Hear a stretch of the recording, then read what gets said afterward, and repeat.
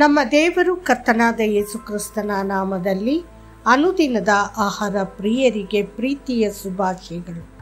2024 June ತಿಂಗಳ 9ನೇ ತಾರೀಕಿನ ಭಾನುವಾರದ ದೇವರ ವಾಕ್ಯವು, ಅನುಗ್ರಹಿಸುವವನು.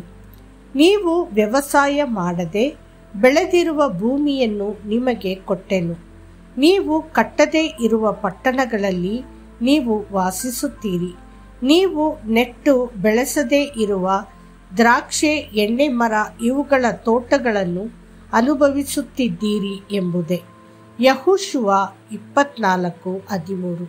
ನೀವು ಆಶೀರ್ವಾದವಾಗಿರಬೇಕೆಂದು, ನಿಮ್ಮ ಜೀವನದಲ್ಲಿ ಉತ್ತಮ ಪ್ರಗತಿಯನ್ನು, ಏಳಿಗೆಯನ್ನು ಸಾಧಿಸಬೇಕೆಂದು ಯೆಹೋವನು ಬಹಳ ಉತ್ಸುಕನಾಗಿದ್ದಾನೆ.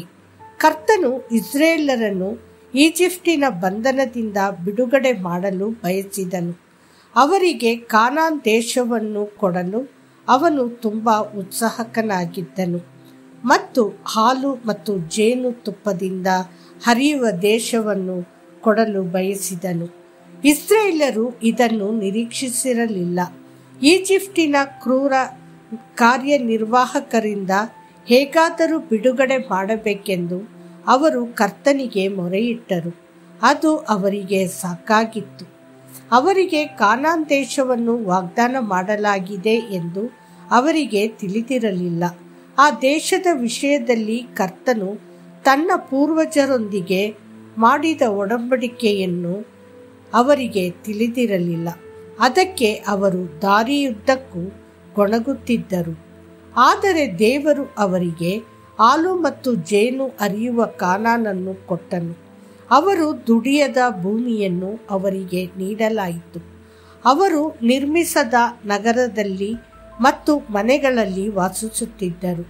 ಅವರು ನೆಡದ ದ್ರಾಕ್ಷೆ ತೋಟಗಳು ಮತ್ತು ಆಲಿವ್ ತೋಪುಗಳನ್ನು ತಿನ್ನುತ್ತಿದ್ದರು. ಕರ್ತನು ಭವಿಷ್ಯದಲ್ಲಿ ಆ ಭೂಮಿಯನ್ನು ಅವರಿಗೆ ಕೊಡಲು ವಾಗ್ದಾನ ಮಾಡಿರಲಿಲ್ಲ, ಅಥವಾ ಸಂಭವನೀಯತೆಗಾಗಿ ಅವರು ದುಡಿಯದ ಭೂಮಿಯನ್ನು ಅವರಿಗೆ ಕೊಟ್ಟಿದ್ದಾರೆ ಎಂದು ಹೇಳಿದರು. ಅವರು ನಿರ್ಮಿಸದ ನಗರಗಳು ಮತ್ತು ಮನೆಗಳು ಮತ್ತು ಭೂಮಿಯ ಸಂಪತ್ತು ಆನಂದಿಸಿರಿ.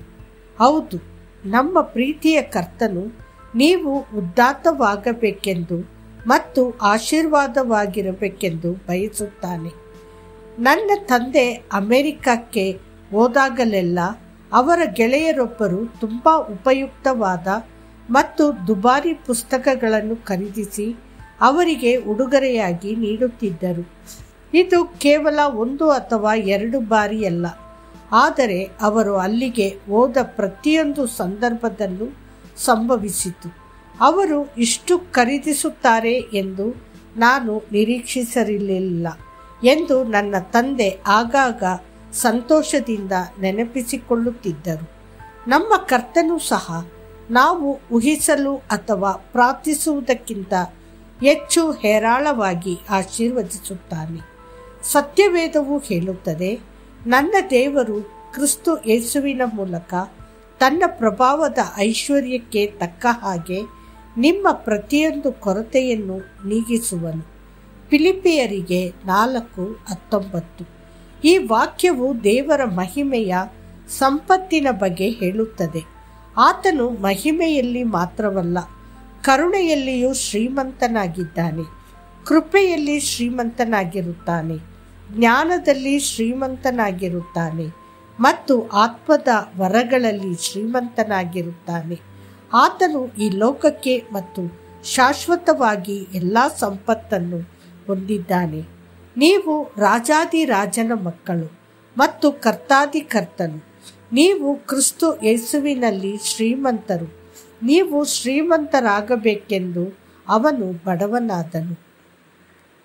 ದೇವರ ಮಕ್ಕಳೇ, ನಂಬಿಕೆಯಿಂದ ಸ್ವರ್ಗೀಯ ಸಂಪತ್ತನ್ನು ಪಡೆದುಕೊಳ್ಳಿ.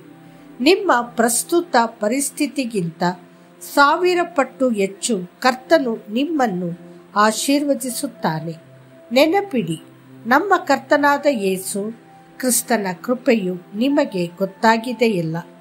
ಆತನು ಐಶ್ವರ್ಯವಂತನಾಗಿದ್ದು ತಾನು ಬಡತನದಲ್ಲಿ ಸೇರುವುದರಿಂದ ನೀವು ಐಶ್ವರ್ಯವಂತರಾಗಬೇಕೆಂದು ನಿಮಗೋಸ್ಕರ ಬಡವನಾದನು.